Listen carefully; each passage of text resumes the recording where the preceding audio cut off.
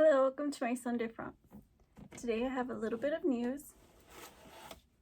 So lately I've been just kind of getting my situation together. I know you guys wanted a mic and I tried getting that and I'm still working on it. I'd say I have about 3 videos today for you guys. I've been under the weather. Last week I was very physical and I kind of went a little bit ham. I did have an accident and so I've been this week kind of out. So I have to take some time for myself, although I am here for you guys. Like I said, I ain't going nowhere. But also health, right? Here we are. And luckily for me, the weather has been so enjoyable, so temperate. The climate's cool, chill. It's getting a little bit cold at night, so we're gonna have such good weather this weekend. It's gonna be 70. For some people it's too cold, but for me it's all right. Though I think the weekend, starting when it starts getting 70, we have 40 something degree weather at night. Which, yeah, let's take out some outerwear. You know, even me, I'm we're not gonna fight nature. Yeah, we're red pill. We know these things. Okay, and people are talking about you can't be woke. Well, we're at least aware. And but I do have some weather news. So also let's see if we have any more updates. I think we covered everything I wanted to say. Check out my video on how I got this look. And I hope you had a good Labor Day. So on about the strikes in Israel. I don't know if you guys have heard about why people are protesting, even in America.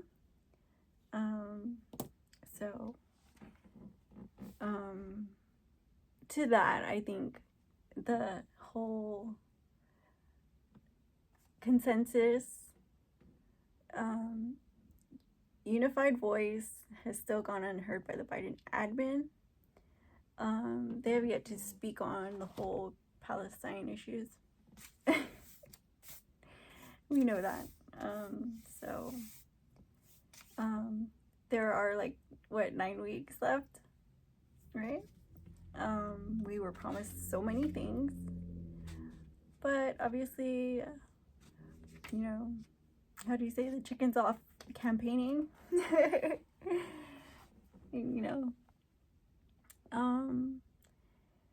And Biden's tailing it behind. He's on her tail, and it's I wanted somebody not to abandon the White House at this point. And I feel neglected. But that's just my personal emotional. I get like that sometimes, but it's all, in consternation of the others, the people who are affected. And by the way, Gaza is getting vaccines in, so they're tackling, the vaccination thing. I think there were, a lot of disease outbreaking because of the dire situation, but they did manage to get some sort of vaccine in, and hopefully, it's going to tackle a big crisis situation and handle it and get it under control, because there's a lot of people, 650 thousands vaccines they wanted. So I mean, there's a lot of people, but at least it won't be an outbreak, like, and spread, to the entire, I think what they're doing is probably going in where they're highly populated, but I could be wrong. It just sounds like something they would do. But I hope that issue of health concern is taken care of soon. They have a lot of struggle to get in there in the first place, to get the vaccinations on the ground. These are, crosshairs of war. They have a lot to deal with. Once they're there, they have to deal with the same situation as the people affected do. So, I do have a lot of empathy for them and their mission. So, as I was saying about the strikes, about people taking, not working because they want Israel, particularly Netanyahu, I believe. That's what the media is saying. They're trying to get Netanyahu to apply his power and enforce a ceasefire, I believe.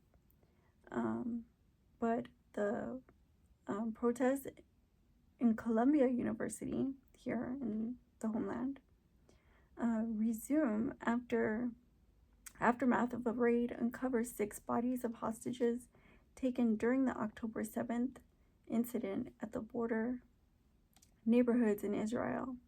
This area is a very diverse population that shares a border with Gaza. The alleged stash location to which most of the hostages were moved to, this gruesome discovery, caused protests of the thousands to which people were said to have left work for. The protests were repelled at times with water cannons in an attempt to quell the crowd as emotions were heightened, as their voices, they feel, remain unheard. At home, a similar reaction took place, and today classes do continue. Also, the protests for visibility at the government level. As of yet, they have pressured Netanyahu for signing ceasefire, our government, hostage release, and charged Hamas with October 7th massacre. All that said, around the same time, boots our government, our soldiers, landed on ground once again in a bigger effort to neutralize terrorism growing in Gaza or around its borders. So this is quoting them. This mission, alongside many other operations in coordination with IDF, whom were conducting the raids to which the discovery was found. So IDF in a mission to conduct raids to stop not just insurgency, but also occupations in and around Gaza. They have tried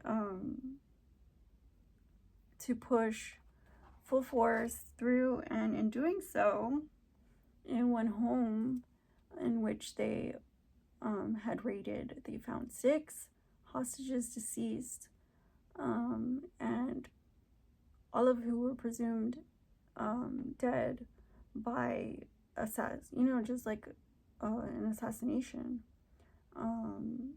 So that caused the United States to intervene as far as pressing charges against Hamas. They had already deployed troops into Gaza and started conducting a more forceful reaction and response to the situation that continues to occur, and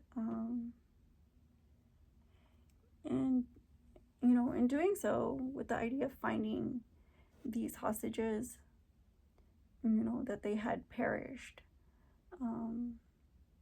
the civilians, the citizens of Israel, were outraged. And although it's a diverse population, they were, of course, they're living and visiting, and some were vacationing in Israel, some were studying there. So they were very, very upset. They consider them theirs, to them they were at home, I guess. And so they were, they felt like, you should have done something before that. How, they had so many questions that they want answers to, and that's what they're doing. They're demanding the answers. And in seeing that, a lot of people have protested in Columbia University as well, and they have classes, but they're also, trying to be heard and seen as well, with the same message, to have some type of care towards Palestine, because, we can't continue ignoring, that it's an issue for the people at home and abroad. And so, I mean, they did charge them, but they had already threatened to charge them. They might as well have already charged them. And that doesn't bring the people home sooner. So that's why the people are upset. They wanted them home sooner, and their inquisition was, well, if you had enacted some type of agreement, we could have found them instead of of this occurring. So, but in weather, we have 3 storms coming off the seas closest to Africa, churning. They have yet to start spinning. When your Jamaica eyes the Yucatan Peninsula, its track crosses right over it into the waters south of our Gulf of Mexico. We continue to watch the storm, as one recently popped up off Texas, Louisiana coast and quickly died off, but it's still unknown if it will dissipate or the status.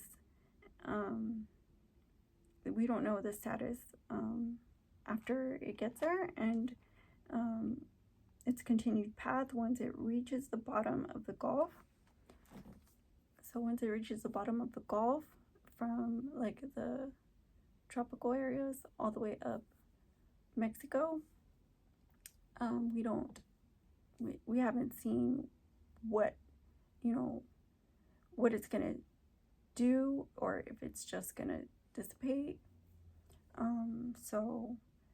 But there are 2 behind it, and those don't have a clear, they don't have a track either. So like there's 3 storms. They're not very big enough to say they're gonna do this, or how they're acting. So we're gonna have to monitor that and keep updating as we go along. But as of now, it's just going up Mexico, crossing straight across the Yucatan Peninsula. So that's what we have so far. Venezuela's Maduro continues feeling the brunt end of the uprising that alleges corruption at the ballot. The United States even went as far as flying his plane that was grounded in the DR, the Dominican Republic, to the United States. Many feel these actions taken against him will break him down enough to hand over his podium. They have now an arrest warrant for Maduro that paint him as a drug lord, topping a list that includes corruption, which drowns out in all that clout. So Maduro is being charged. He has an arrest warrant.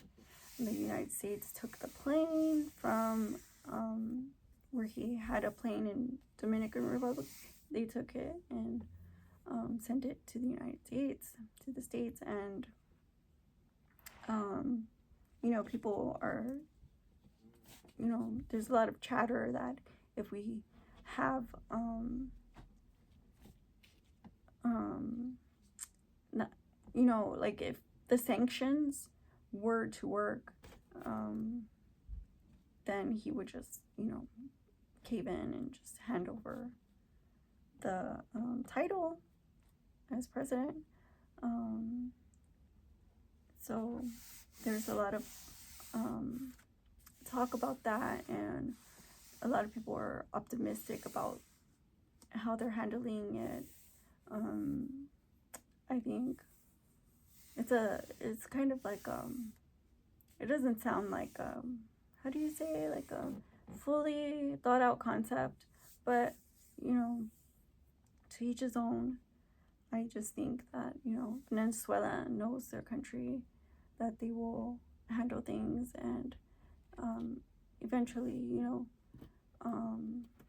we'll learn more about the election and their vote. And I think as time goes on, we'll probably hear more from, you know, all the people who have put in effort into the sanctions against him, and what they have to say, and if that ever, you know,